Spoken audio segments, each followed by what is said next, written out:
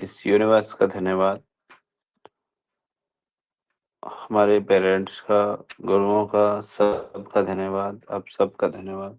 इस यूनिवर्स का, उन ऋषि, महर्षि, मुनियों का धन्यवाद जिन्होंने हमें ये ज्ञान दिया।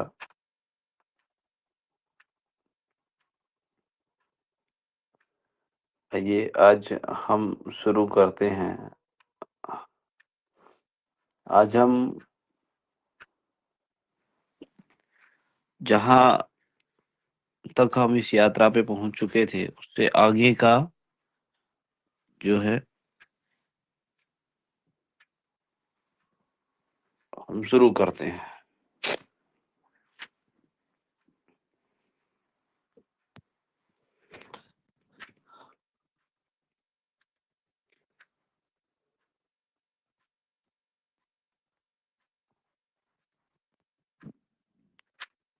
कोई और नहीं आ रहा?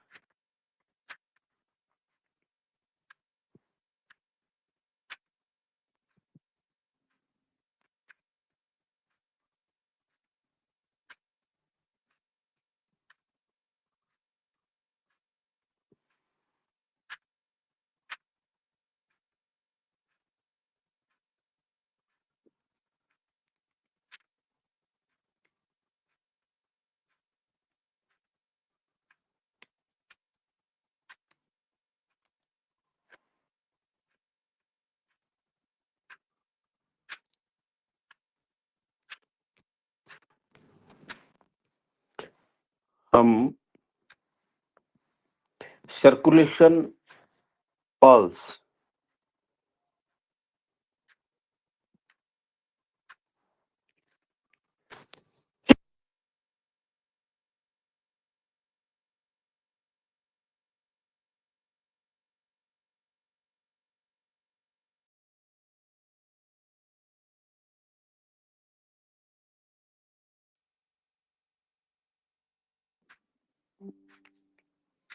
शायद सर्कुलेशन पल्स हमारा हुआ नहीं है ना, हेमा बुद्धा जी?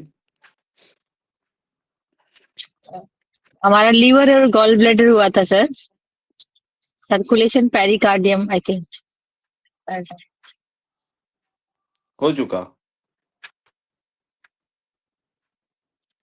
सर्कुलेशन सर करना है अभी शायद। हमारा गॉल ब्लैडर लीवर तक हुआ था। स्मॉल इंटेस्टाइन भी नहीं हुई ना, है ना? एनाटॉमी का पेरिकार्डियम भी बाकी है, फिर पेरिकार्डियम भी बाकी है। नहीं, पेरिकार्डियम हुआ था layer of the surrounding heart. Pericardium हाँ, वे हाँ, में yes, yes.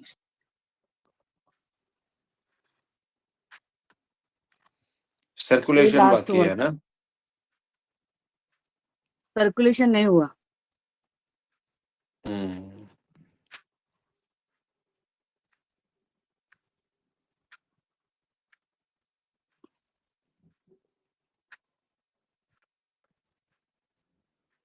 चलिए सर्कुलेशन हम देखते हैं। सर्कुलेशन का मतलब होता है संचार।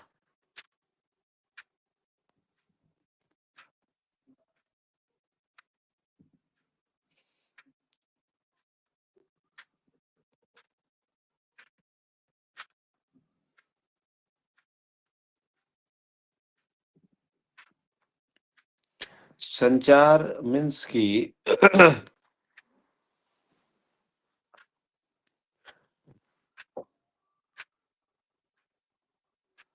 जो हमारी बॉडी में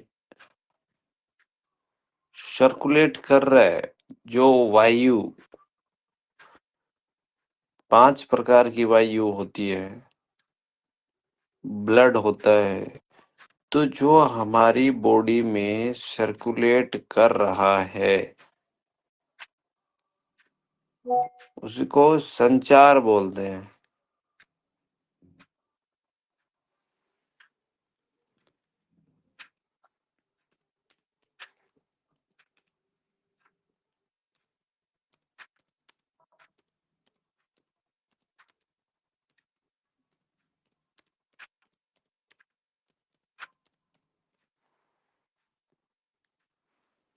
ठीक है, क्योंकि वही हमारी बॉडी में घुमा रहा है सब चीजें।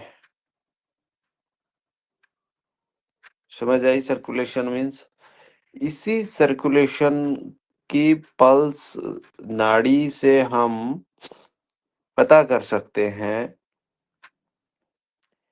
कि हमारी बॉडी में कहीं पर जो सर्कुलेट हो रहा है उसमें कोई दिक्कत तो नहीं आ रही है।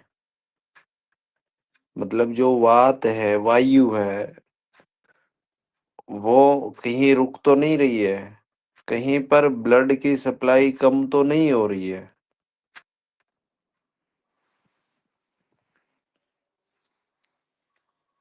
ठीक है, तो इसको हम जो है वे दिख रहे हैं सबको। Yes sir. ओके, बंद करूं कि ऐसे ठीक है? चलेगा सर, समझ आ जैसे रहा भी था ना ठीक है। वैसे भी? समझ आ रहा था ना वैसे भी? यस सर, ऐसे भी है ठीक ओके, है। ठीक है।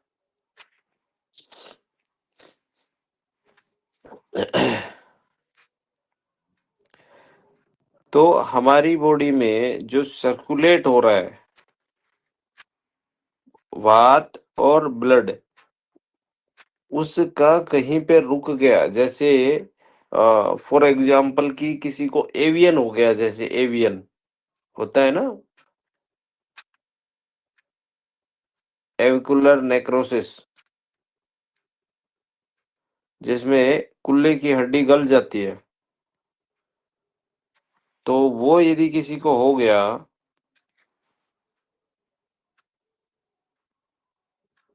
तो क्या होगा?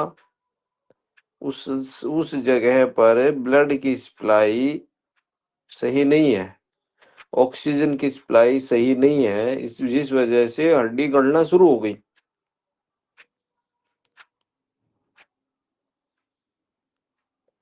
यही तो होता है ना। ऐसे ही जैसे किसी का ब्रेन में ऑक्सीजन कम पहुंची, जो ये सिप्पी बच्चे होते हैं सेरेब्रल पाल्सी, ये क्यों होते हैं कि ब्रेन में ऑक्सीजन कम पहुंची।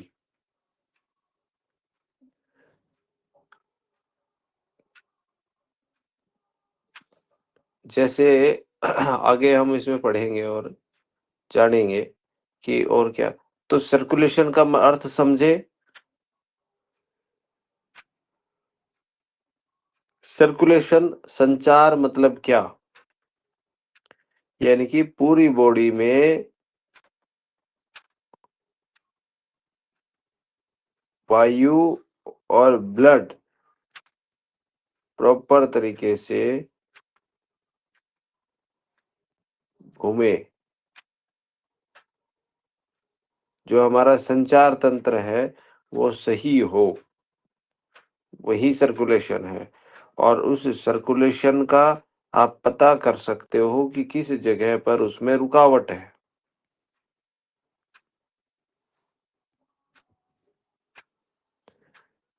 ठीक है, मतलब आप पेशेंट को ऐसे देख के कि आपकी यहाँ पर मतलब गड़बड़ हो रही है,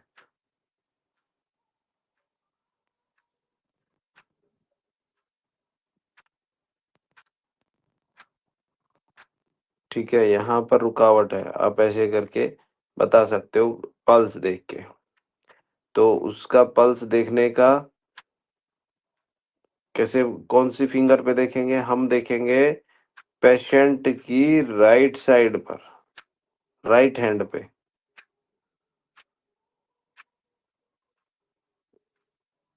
नोट कर लीजिएगा आप, सर्कुलेशन नाड़ी, संचार नाड़ी कहाँ देखेंगे? पेशेंट के राइट हैंड पर। और आपकी रिंग फिंगर पे जब हम चेक करेंगे तो सर्कुलेटरी जो सर्कुलेशन नाड़ी जो मिलेगी आपको, सर्कुलेशन वाली, वो मिलेगी रिंग फिंगर पर।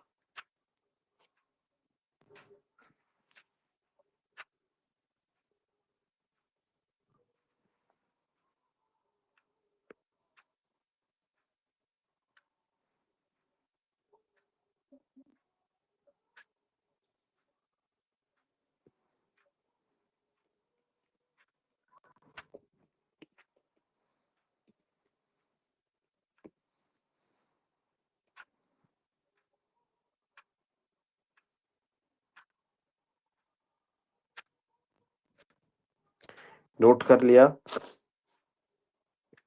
अब यह मिलेगी 7th लेवल पर, सर्कुलेशन पल्स 7th लेवल पर मिलती है। 7th लेवल का मतलब समझते हैं कि आपको नाड़ी का जैसे हम प्रकृति हम जैसे चेक कर रहे थे कि एकदम ब्लॉक करनी है और फिर धीरे धीरे ऊपर लेके आनी है, तो जहां पर भी पहली पल्स आपको मिल जाए उसी जगह पर रोक लेना है।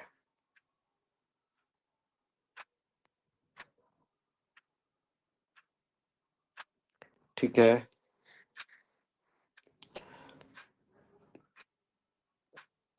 देखिए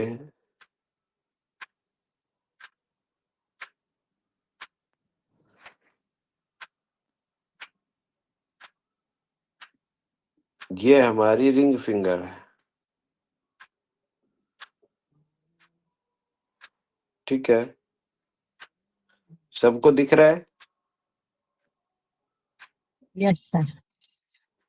माइक अनम्यूट करना आता है क्या? माइक अनम्यूट नहीं करना आता है तो आप स्क्रीन पे टच करिए, कहीं भी स्क्रीन पर ऊपर जहां फिंगर बनी हुई है या ये व्हाइट बोर्ड जहां पे दिख रहा है इस पे कहीं भी टच करिए, और टच करेंगे तो नीचे जो है नीचे वाले उस पे पोर्शन पे स्क्रीन पे माइक आ जाएगा, उस माइक पे क्लिक कर दीजिएगा फिर आप। सर दिख रहा है। हाँ, तो ये रिंग फिंगर है, यह आपकी हार्ट साइड है पेश। ठीक है, पेशेंट की भी हार्ट साइड है और आपकी भी हार्ट साइड है, और ये थंब साइड है। H for heart, T for thumb. अब इसमें इस फिंगर में 3 पार्ट्स डिवाइड कर लीजिए।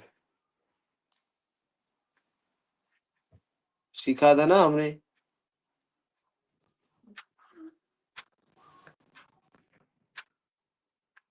ये कौन सा होगा बताओ? पित्त, ये वात और ये कफ।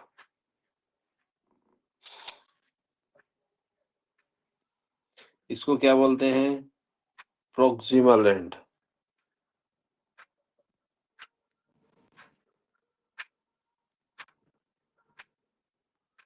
और इसको मिडल, और इसको डिस्टल।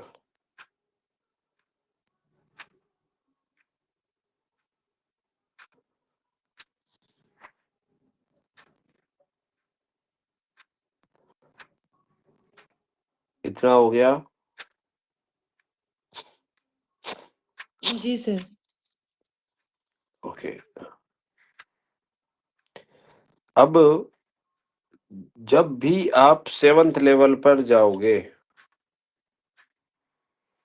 और यदि आपको स्पाइक मिल रही है कफ पर, यहाँ पर, मतलब आपकी जो फिंगर है उस फिंगर पर जो सबसे छोटी उंगली है ना, चिटली उंगली जिसको बोलते हैं ना, चिट्टी उंगली, उस साइड में यदि आपको स्पाइक मिलती है, इधर सबसे छोटी उंगली होती है ना, इस छोटी उंगली की साइड में यदि आपको स्पाइक मिलती है तो यह कफ वाली स्पाइक है। ठीक है मतलब यहाँ पर इस कॉर्नर पे आपको स्पाइक मिलती है छोटी उंगली वाली साइड में, तो क्या प्रॉब्लम होगी पेशेंट को? लिख लो, पुअर उदान सर्कुलेशन, पुअर उदान सर्कुलेशन, पुअर प्राण सर्कुलेशन। और सिर ठंडा और नाक ठंडी। लक्षण क्या मिलेंगे उसमें? सिर ठंडा और नाक ठंडी।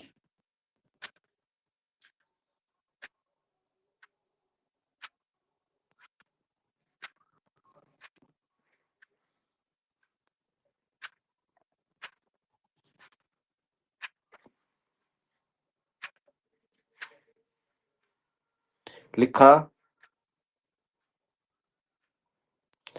जी जो सर। नोट कर रहे हैं वो, हाँ वो नोट कर लीजिए, है ना। अच्छा, यदि आपको स्पाइक मिलती है कहाँ पर? यहाँ पर। कौन सा कर्वेचर है ये? Middle curvature.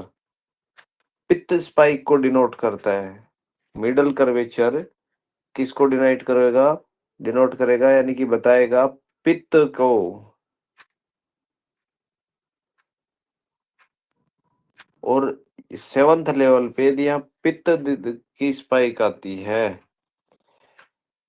तो इसका मतलब पुअर समान सर्कुलेशन। मैं इसमें और आगे ऐड कर देता हूँ।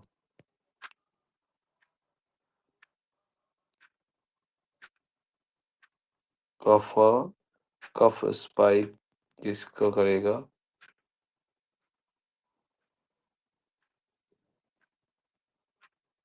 पुअर उदान। पुअर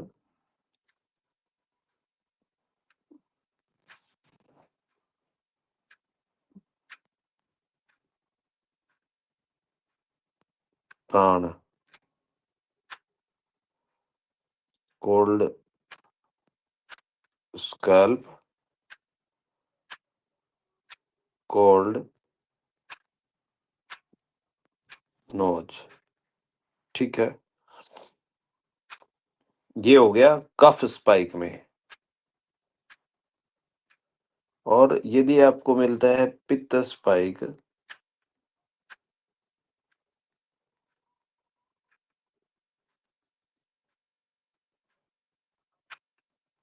यदि आपको मिलती है पित्त स्पाइक तो क्या होगा?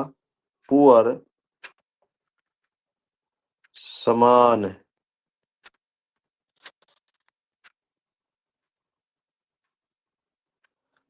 अब ये पुअर उदान प्राण, ये क्या है? वायु है। क्या है? वायु। वायु 5 प्रकार की होती है: उदान वायु, प्राण वायु, समान वायु, अपान वायु। ठीक है, तो ये क्या है? वायु है। पुअर उदान वायु सर्कुलेशन गड़बड़ होगा, पुअर प्राण वायु सर्कुलेशन गड़बड़ होगा। ठीक है, समान वायु सर्कुलेशन गड़बड़ होगा। तो इसके बारे में आपको बताएंगे कि कहाँ कहाँ ये रहती है ना। तो पुअर वायु, पुअर समान वायु, ठीक है, सर्कुलेशन गड़बड़ होगा। और पित्त स्पाइक पित्त पर मिल रहा है 7th लेवल पे, तो उसके हाथ जो है कोल्ड हैंड होंगे। क्या होंगे? कोल्ड हैंड होंगे। और हथेली से पसीना आएगा।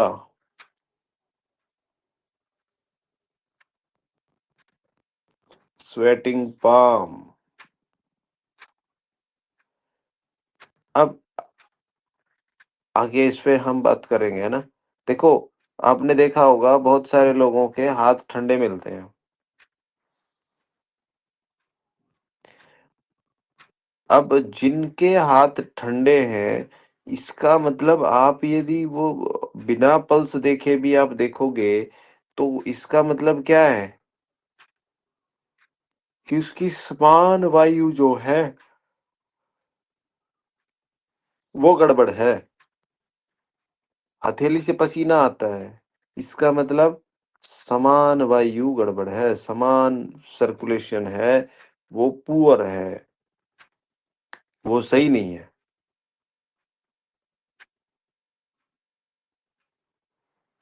ठीक है, और यदि यही चीज वात पर मिलती है, इस फिंगर में, थंब के साइड में यहाँ पर मिलती है स्पाइक, वात पर, तो पुअर अपान सर्कुलेशन यदि वात पर मिलती है तो क्या है? पुअर अपान,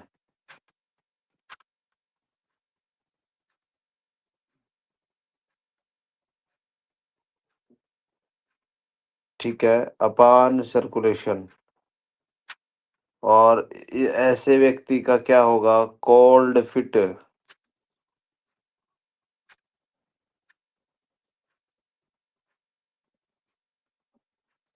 और अपान वायु,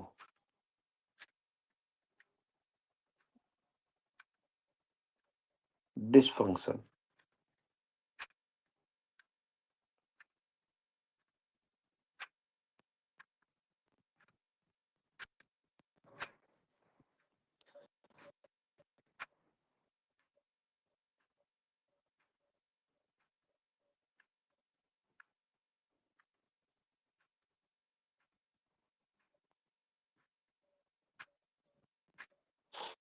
यह इतना किस किस को समझ आया? आ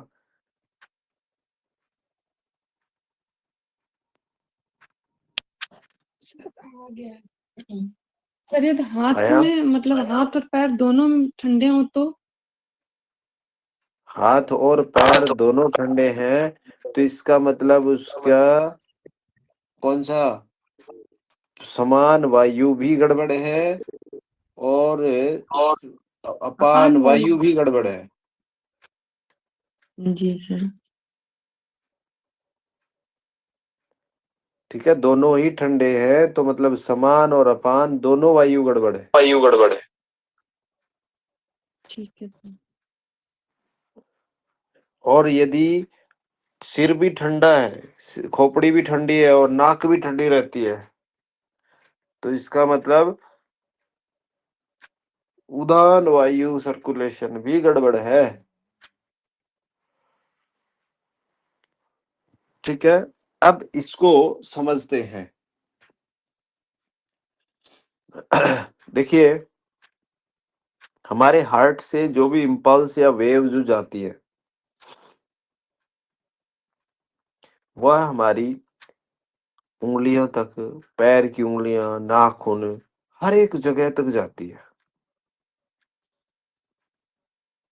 ठीक है, मॉडर्न साइंस की बात करें तो एट्रियल पल्स इनको बोल देते हैं। Atrial, ARTERIAL, atrial pulse wave modern science में इसको बोला जाता है, जिससे पी वेव बनती है।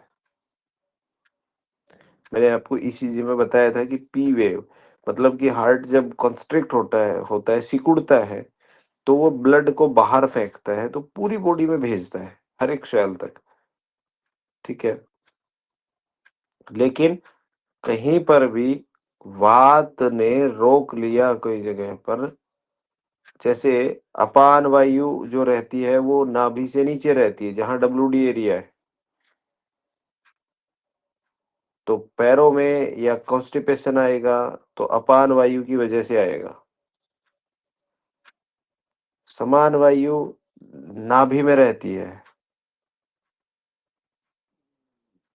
प्राण वायु हार्ट में रहती है, उदान और ऊपर रहती है।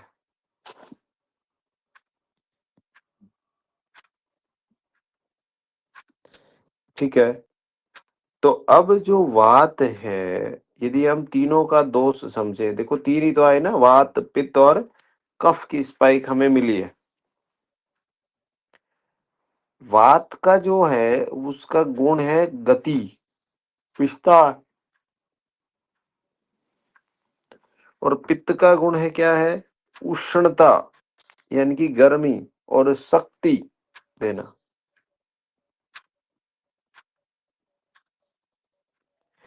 कफ का गुण क्या है? स्थिरता, स्निग्धता। स्निग्धता मतलब गिलापन लेके आएगा, चिपचिपापन लेके आएगा। कफ, जैसे कफ म्यूकस निकलता है ना, जुकाम हो जाए, वो भारी होता है।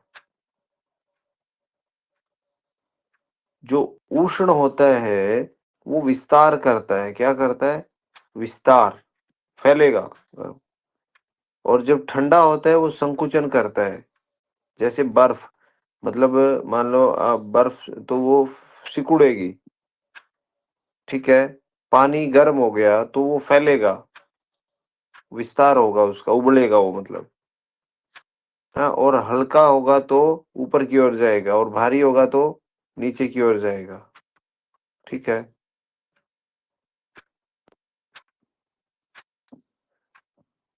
अब हमने देखा कि हमारा प्राणवायु स्रोतस में गड़बड़ है, प्राणवायु में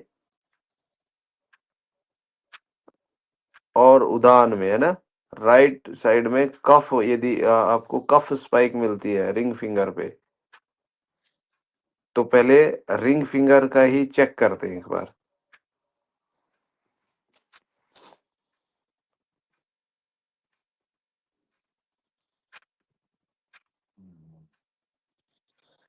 अच्छा, किस किस को पता है कि कैसे चेक करना है?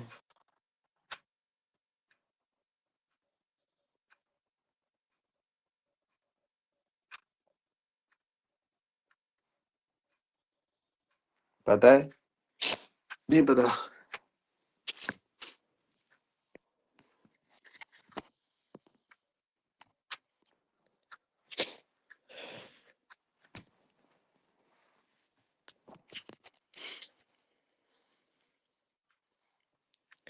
देखिए दिख रहा है? जी सर। यह जो फिंगर है, ये फिंगर, ये है रिंग फिंगर, ठीक है। हम जैसे इधर हाथ पर लाके चेक करते हैं, इधर, है ना, ऐसे, जहां पर पल्स है हमारी। तो अब आपको तीनों फिंगर नहीं दबानी है, क्योंकि आपको एक ही तो पार्ट चेक करना है, सर्कुलेशन, संचार। तो वो अकेला इस फिंगर पे मिल जाएगा, इसको इस फिंगर पे, ठीक है। या फिर आप तीनों को भी प्रेस करके देख सकते हो, केवल लेकिन फील करना है आपको, चेक करना है इसी फिंगर का, तीनों का नहीं चेक करना, ठीक है। और इस पे आप देखिए पल्स कहाँ पर आपको मिली, नाड़ी कहाँ पर मिल रही है, मिली? अपना अपना कैमरा भी आप ऑन कर सकते हो, माइक ऑन करके रख लीजिएगा।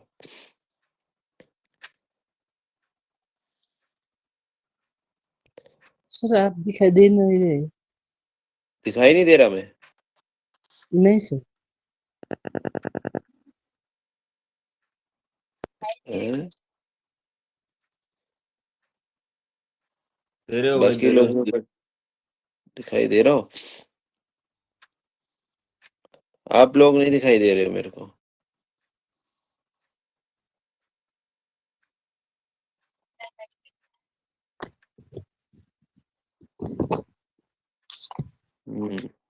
हाँ, अभी आया ना कल्पना जी का। जी सर, लेकिन आप नहीं दिखाई दे रहे। अरे, अभी आया? जी जी जी। ओके, देखिए, ये फिंगर को ऐसे प्रेस करना है, कब तक? जब तक नाड़ी बंद ना हो जाए। ऐसे तीनों फिंगर रखिए और उसको दबाइए, धीरे धीरे करके आपको क्या करना है, दबाना है, प्रेस करते जाना है, प्रेस करते जाना है। और जब तक वो एकदम बंद ना हो जाए, पूरी ब्लॉक ना हो जाए, ठीक है, तब तक आपको प्रेस करना है, फिर धीरे धीरे रिलीज करना है। और जब भी पहली स्पाइक मिल जाती है, वहीं पर फिंगर को रोक देना है, वो 7th लेवल है, ठीक है। और केवल रिंग फिंगर पे आपको पल्स को चेक करना है, ऐसे। या फिर अकेली, ये तीनों रखिए और अकेली एक ही फिंगर को दबाइए, पूरा नीचे तक जाइए। और इसी फिंगर को मैं देखो एक ही फिंगर पे कर रहा हूँ।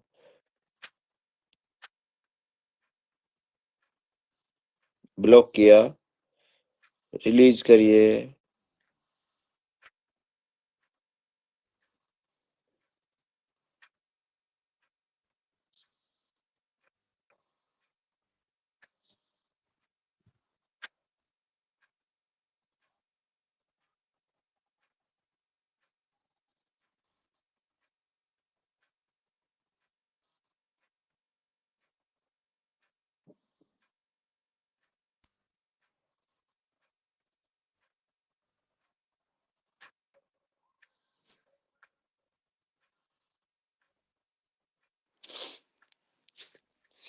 किस किसने किया?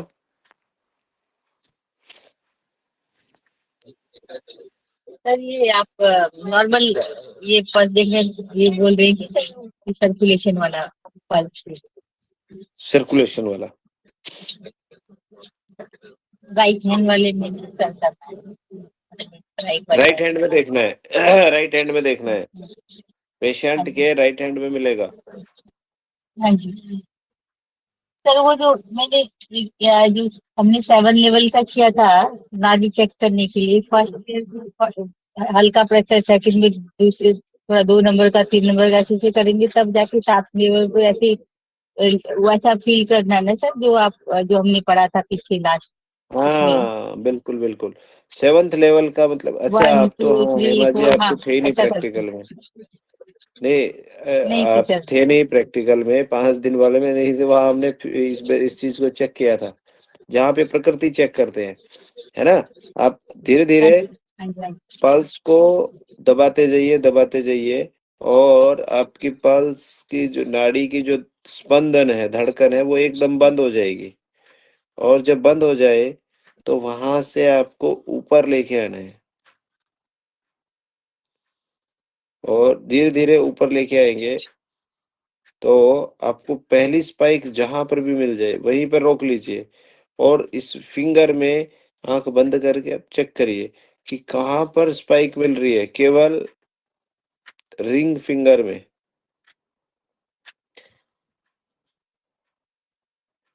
मुझे नहीं मिला सर।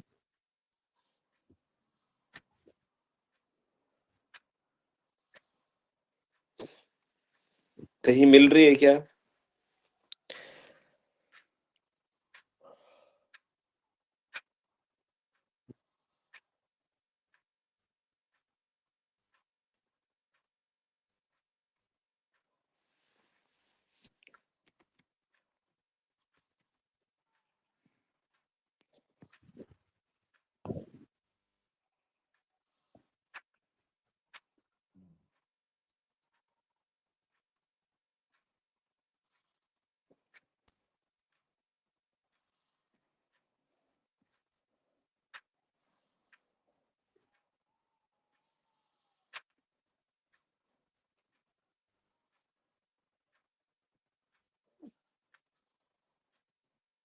बीच में मिल रहा है, मिला?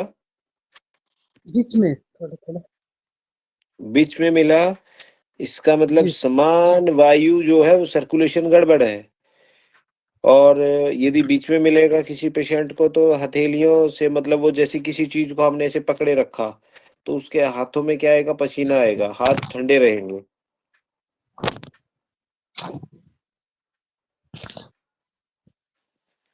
अभी तो ठंडा ही है।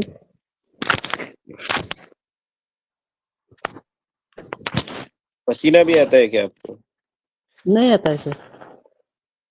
ऐसे किसी चीज को पकड़े रखेंगे तो? नहीं आता है सर।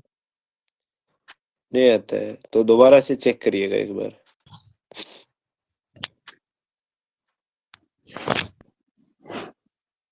सर मेरी तो बहुत ही कम फील हुई है, पता ही नहीं चला कहाँ पे कम अरे कम हुई। सुनिए, ये मिलेगी किन किन को, जिनका सिर ठंडा, नाक ठंडी, हथेली से पसीना आता है, हाथ ठंडे रहते हैं, मोस्टली देखा है ना आप लोगों ने कि किसी के पैर बहुत ठंडे रहते, गर्म ही नहीं होते, है ना? तो अब वो इसके पेशेंट है, ठीक है। अब हमें इसलिए कि हमें चेक करना आना चाहिए कि कहाँ पर चेक होगी, ये कैसे चेक होगी।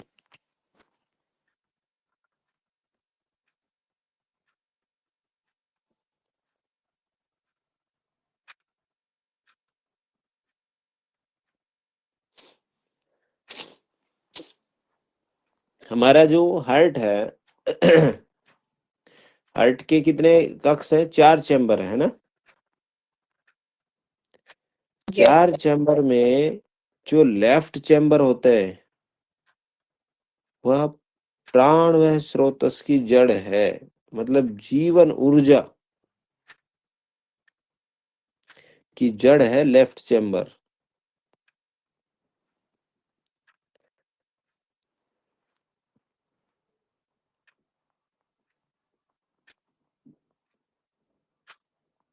यदि लेफ्ट चैम्बर नहीं चलेगा ना तो प्राण व स्रोतस यानी कि जीवन ऊर्जा,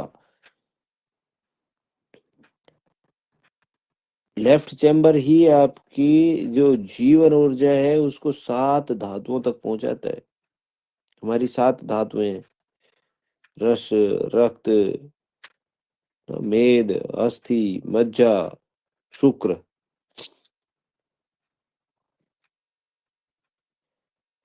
और दूसरा राइट चैम्बर रसवह स्रोतस की जड़ है। रसवह स्रोतस, रसवह स्रोतस मतलब कि जो भोजन से रस बनता है और मतलब जो पोषक तत्व है, भोजन से जो पोषक तत्व हैं उसको प्रत्येक सेल तक पहुंचाने का काम, प्रत्येक धातु तक पहुंचाने का काम हमारा राइट चैम्बर करता है। कौन सा करता है? Right chamber. तो देखो हार्ट के दो लेफ्ट और राइट चैम्बर अलग अलग काम करते हैं। अब यदि किसी को न्यूट्रिशन प्रॉपर मात्रा में नहीं मिल रहे तो हार्ट का कौन सा चैम्बर काम नहीं कर रहा सही से, लेकिन उसको ये नहीं कहना है पेशेंट को कि आपका हार्ट ही काम नहीं कर रहा। रस वह स्रोतस में गड़बड़ है, मतलब कि राइट चैम्बर सही से काम नहीं कर रहा, जिसकी वजह से भोजन के पोषक तत्व सभी धातुओं तक नहीं पहुंच पा रहे।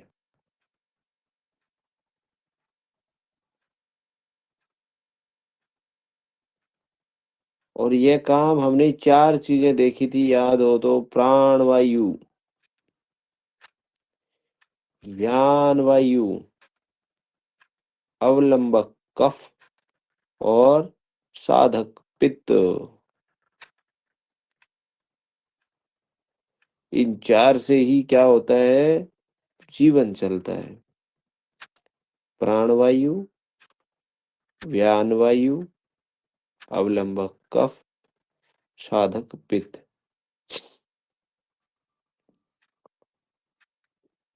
ठीक है, इन 4 से ही क्या होता है? जीवन चलता है। मतलब प्राण की ऊर्जा ना हो, व्यान का काम है पूरे बॉडी में सर्कुलेट करना। अवलंबक कफ का काम क्या होता है? नरिशमेंट, वो मतलब जो इम्यूनिटी को बढ़ाना, है ना? या ये काम साधक पित्त का है।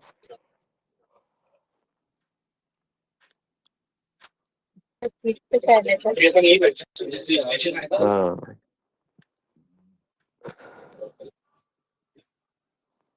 अब लोगों को ट्रेन मिल गई क्या? ये से ट्रेन में बैठे हैं, अभी चल पड़ी। अच्छा, चलिए, कोई बात नहीं। तो अहमदाबाद गए हुए थे आप? ये से वो भतीजी के देवर की वेडिंग थी ना। हाँ, आप बता रहे थे शादी में जाना है आपको।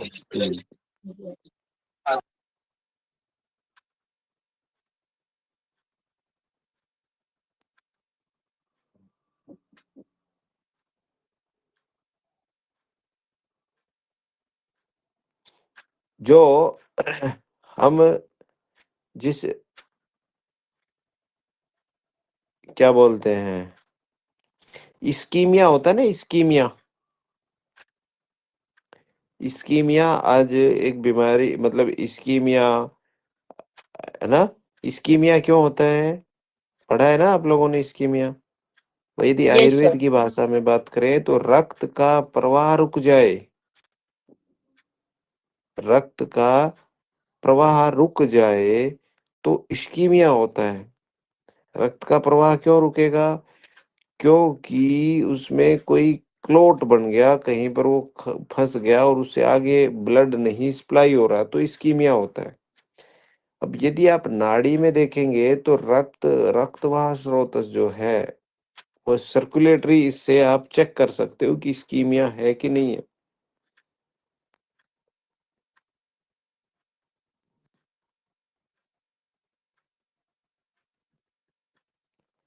ठीक है? कैसे? रंजक, जो अग्नि होती है, रंजक पित्त, आपको पित्त का चेक करना बताएंगे कि रंजक पित्त यदि कम है, ठीक है, तो इस्कीमिया होगा।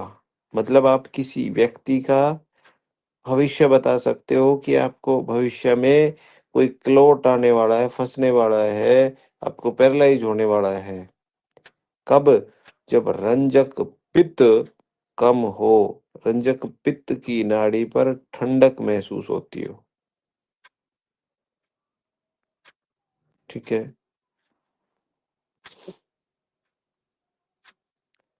क्योंकि रंजक पित्त शरीर को गर्म रखता है।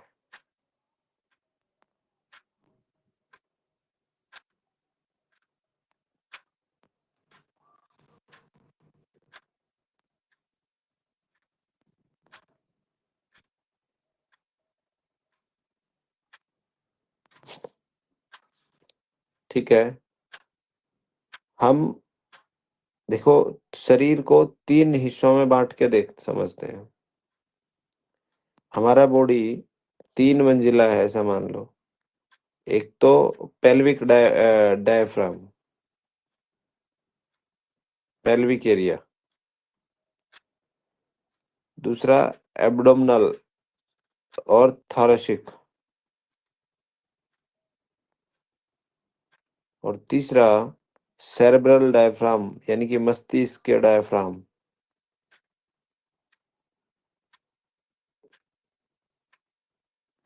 अब जो सेरेब्रल डायफ्राम है, ये क्या करता है?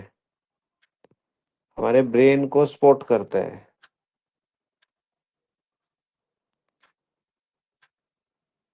ठीक है? और जो क्रेनियल बोन है हमारी खोपड़ी में, वो बहुत छोटी-छोटी होती है, उनमें गति भी होती है, वो भी छोटी-छोटी होती है। ठीक है?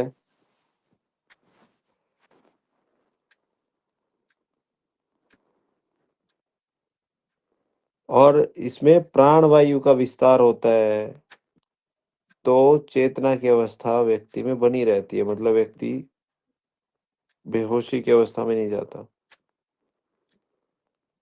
ठीक है?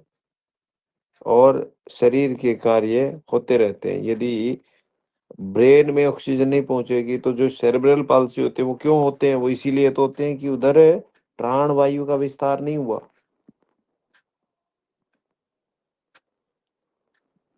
ठीक है? वहां पर जो हलचल होती है कैसे होती है? जैसे एक पानी से भरी हुई बोतल हो आपके हाथ में और हल्का सा दबाएं आप, तो पानी अंदर तक हिलेगा कि नहीं हिलेगा?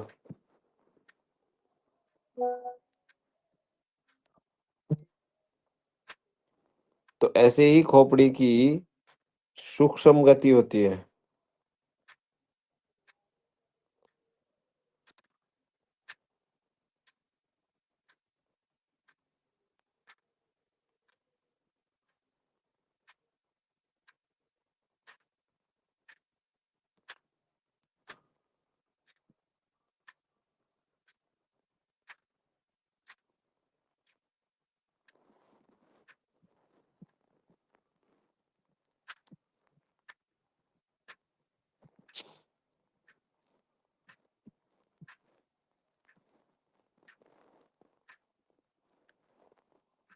ठीक है।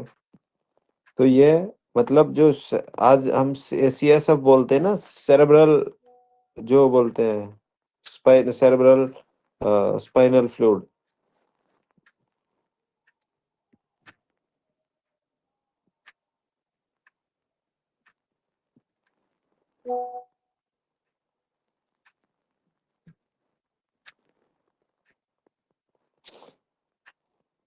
उसी को ये शो करता है। ठीक है। और यदि किसी का उधर मतलब मस्तिष्क के डायफ्राम ठीक से काम नहीं कर रहा है, खोपड़ी ठंडी रहती है, तो इसका मतलब प्राण वायु कमजोर है। ऐसे व्यक्ति को क्या होगा? चक्कर आता है, कानों से आवाज आती है बाबा। ऐसे कई पेशेंटों से आपने सुना होगा ना कि टिनाइटिस हो गया मेरे को।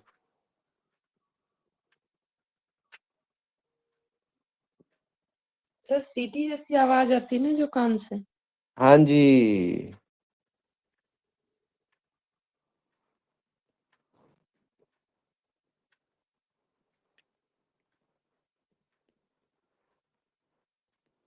अब किसी को सीटी जैसी आवाज आ रही है तो आप चेक कर सकते हो कि नहीं कर सकते? बताओ।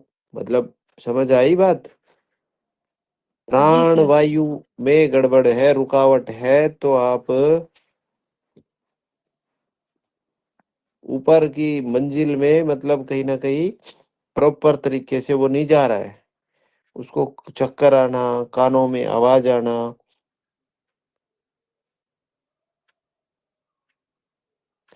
कि ठीक उसी प्रकार से जैसे आप पानी की मोटर चला दो अपने घर में, पानी की मोटर चला दिया आपने और वो मोटर ठीक से ना चले,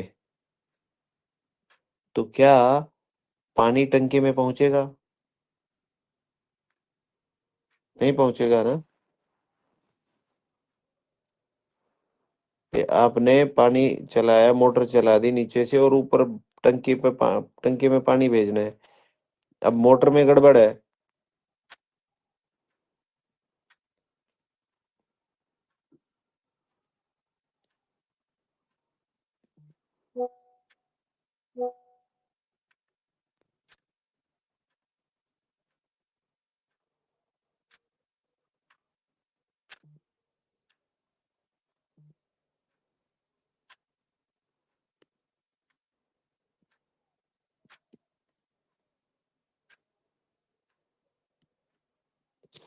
तो यदि उसमें पानी प्रॉपर नहीं पहुंचेगा तो इसका मतलब कहीं ना कहीं रुकावट है उसमें। ऐसे ही यदि किसी को टेनाइटिस क्या हो रही है, तो इसका मतलब उधर ब्लड सर्कुलेशन प्रॉपर नहीं है, जो ब्रेन में जो जाना चाहिए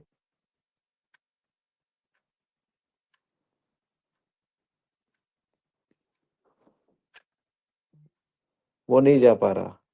ठीक है। यदि हम न्यूरोथेरेपी से देखें तो जो हमारा ऑटोनोमिक सिस्टम है वो इम्बैलेंस है, ब्रेन स्टीम अंडर स्टिमुलेशन है। ठीक है। तो आप किसी के कान में आवाज आ रही है तो उसको चेक कर सकते हो, प्राण वायु में गड़बड़ है। यानी कि कफ की स्पाइक पर आपको किसी का धड़कन मिल रहा है रिंग फिंगर में, तो आप उससे पूछ सकते हो कि चक्कर आते हैं क्या, कान में आवाज आती है क्या, या सिर ठंडा रहता है क्या। इस प्रकार से आप पता कर सकते हो। ठीक है।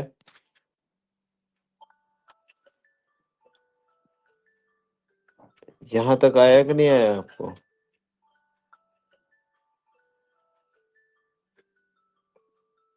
सर टीबी सर टेस्ट के क्या कह रहे हो? बहुत सीवियर प्रॉब्लम थी टीबी टेस्ट की। हाँ बिल्कुल सीवियर प्रॉब्लम है, लेकिन मतलब क्यों हुई? वो इग्नोर इसलिए करो हुई बस। कि ऊपर की बिल्डिंग में ब्लड की सप्लाई नहीं हो रही।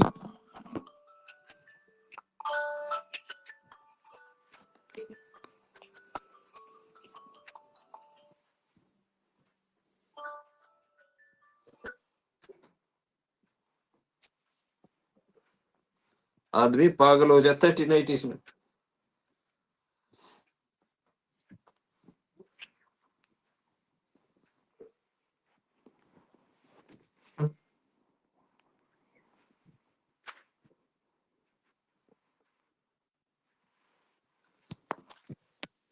सिर पटकता रहता है, या मैं तो आवाज आ रही है, ये हो रहा है, वो हो रहा है ना। Yes sir. और ऐसे ही यदि हमारा एब्डोमिनल थोरेसिक है, उसमें गड़बड़ हो जाए, फेफड़ों की उसमें गड़बड़ हो जाए, तो आदमी जब श्वास लेगा तो क्या होगा, उधर मतलब आपका गड़बड़ हो जाएगा, है ना। श्वास पर श्वास मतलब सांस लेने में छोड़ने में दिक्कत आएगी उसको।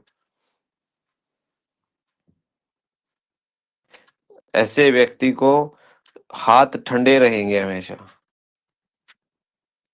जहां पित्त की मिल रही है ना स्पाइक, तो उसको श्वास लेने और छोड़ने में कुछ ना कुछ गड़बड़ है, और ऐसे व्यक्ति के हाथ ठंडे रहेंगे। यानी कि जो डायफ्रामिक श्वसन है, डायफ्रामिक या फिर ऐसा कहें कि जो ब्लड है वो आपकी हाथों में पूरा प्रॉपर जाना चाहिए, वो नहीं जा रहा है। ठीक है, अब हाथों में प्रॉपर ब्लड, किसी के हाथ से पसीना आ रहा है हथेली में, तो आप अब है ना कि क्यों आ रहा है, यानी कि उधर पित्त जा रहा है, उधर वो जो है ना हीट जा रही है, और उधर ब्लड की सप्लाई प्रॉपर नहीं है, जिसकी वजह से उधर पसीना आ रहा है, हाथ ठंडे हैं, हाथ ठंडे मतलब उधर ब्लड प्रॉपर नहीं पहुंचा। उसको पुअर पेरिफेरल सर्कुलेशन बोलते हैं मॉडर्न साइंस में, पुअर पेरिफेरल सर्कुलेशन। और न्यूरोथेरेपी में वेगस नर्व को अंडर एक्टिवेट माना जाता है। वेगस नर्व, वेगस नर्व के लिए क्या ट्रीटमेंट है, टेन मेडुला।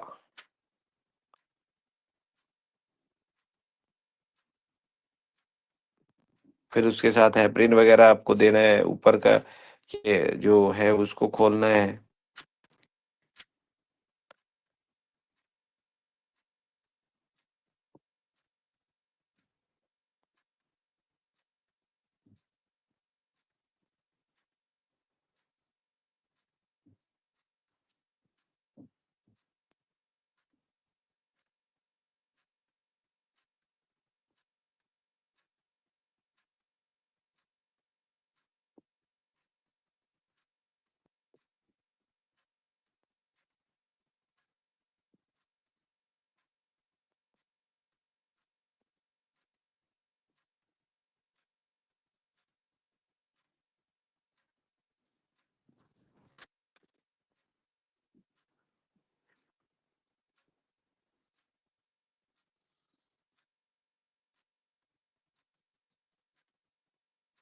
ठीक है, मतलब हथेली में पसीना आएगा तो समान वायु है। ठीक है, और चलिए, पैर ठंडे हैं तो जो अपान वायु है वो गड़बड़ है ना। पेल्विक एरिया में मतलब प्रॉपर रिफ्लेक्स नहीं जा रहा है। ये जितने भी लोग जो उस पे जो अंग्रेजी सीट पे जो बैठते हैं, जो फ्रेश होने के लिए उकड़ू नहीं बैठते हैं जो, ठीक है, उनके जो अपान वायु है वो गड़बड़ रहेगी। इसलिए फ्रेश होने के लिए हमेशा मतलब आपको उकड़ू बैठ के, स्क्वेटिंग जिसे बोलते हैं ना, बैठना चाहिए।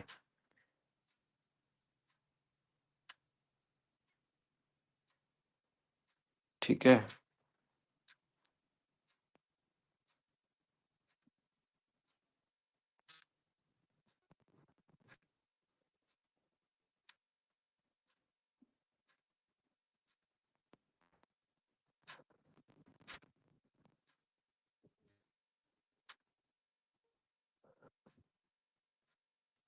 चलिए, तो इतना आया ना समझ में कि नहीं आया। Yes sir. जी सर। जी ठीक है, सर। Okay okay. चलिए, तो आप लोग एक बार इसको फिर से यदि टाइम मिले तो एक बार फिर से सुन लीजिएगा, एक बार चेक करिएगा, है ना? और अपनी इंद्रियों की सेंसेशन को बढ़ाने के लिए क्या करना है, हर एक चीज की नाड़ी देखना शुरू कर दीजिए। हर एक चीज की मतलब कि आप जैसे वो कर रहे हो, आटा लगा रहे हो, ठीक है?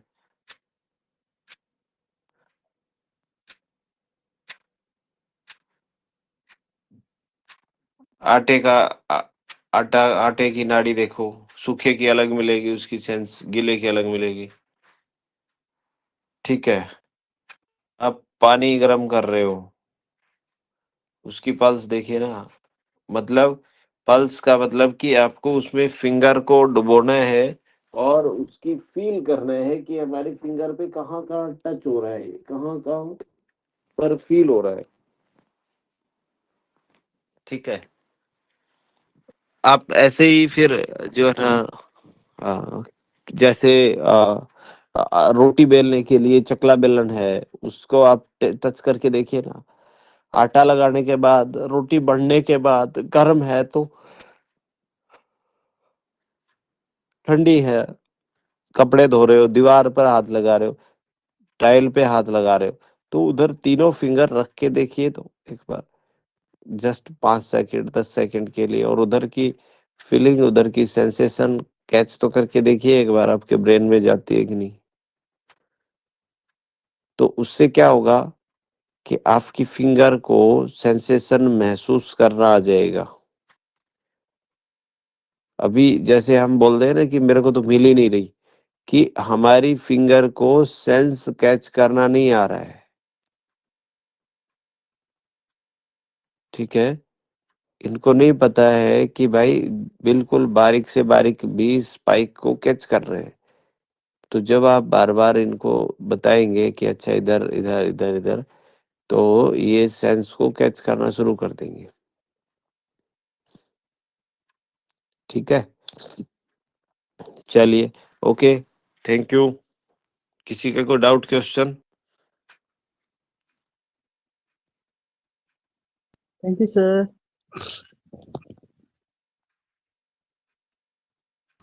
Thank you sir. Okay ji.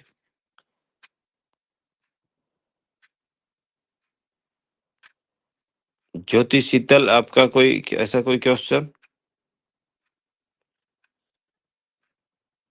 Sir इसमें साथ में ट्रीटमेंट नहीं बताएंगे, जैसे इसमें आपने बताया कि किस किस में स्पाइक मिलेगी। हाँ, हाँ, इसमें इसमें ट्रीटमेंट देखिए, ट्रीटमेंट देखिए, अपर ब्लॉक है अपर तो क्या ब्लॉक करेंगे है तो आप? क्या करेंगे आप?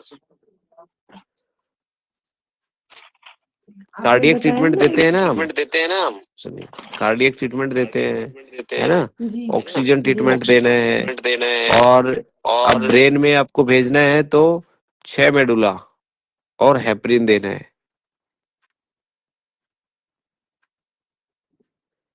है ना?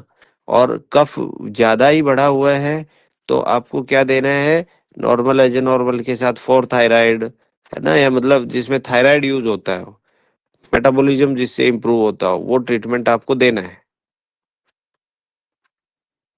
ठीक है? अब जिस व्यक्ति को हथेलियों में आ रहा है, इसका मतलब उधर के पेरिफेरल उसमें गड़बड़ है, तो वैगस नर्व को स्टिमुलेट करना है ना, उधर का जो हाथों में वो भेजना है, तो फिर से वो 4 medulla clockwise T1 T2 Raman आ गया, है ना? और आपके हाथ का कौन सा आ गया, जो हम उधर जो देते हैं हाथ पे स्ट्रेच, वो आ गया, ठीक है? हेपरिन आ गया, है ना? और पित्त ज्यादा है, पित्त बढ़ने से हो रहा है तो इसका मतलब एसिड ज्यादा है, तो एसिड ट्रीटमेंट आ गया।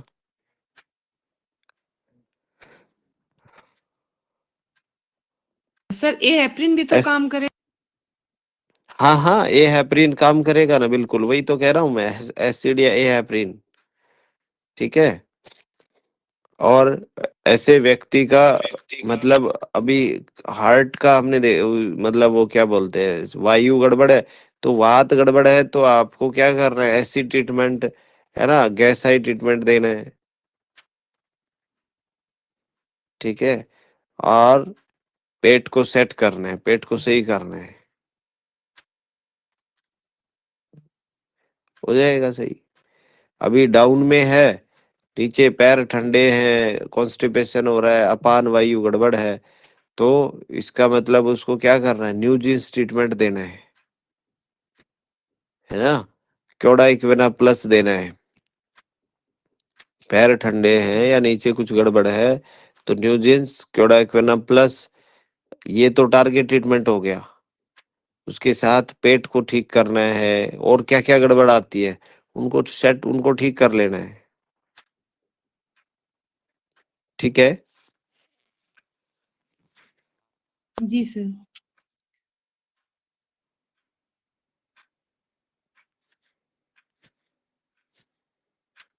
और यदि इन्फ्लामेशन आती है तो 30 मिनट बाद 6 ADR देखिए, इन्फ्लामेटरी है तो। ओके, जी सर। ठीक है, thank you. Thank you sir.